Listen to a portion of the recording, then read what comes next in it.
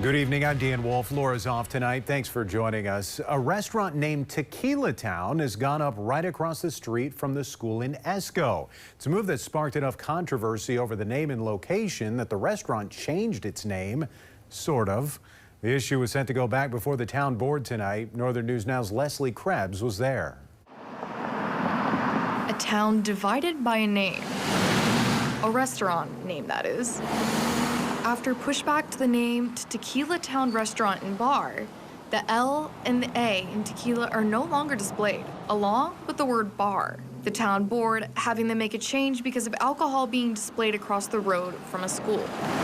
It now looks like Techie. I think people on the town board realized that it was a little silly to make them change their name on their sign to Tiki Town. Building owner Pete Radosevich says the name of the restaurant isn't based off of the liquor tequila, but the name of the Mexican city that the owner comes from.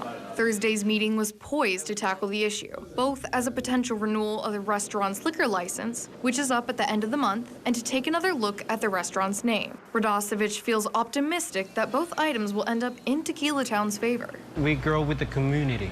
The community support us. Employee Victor Valenzuela says he just wants to feed his community that he's gotten to know well in the year and a half the restaurant's been there. Yes, it's not just longer a friendship, it's more likely family.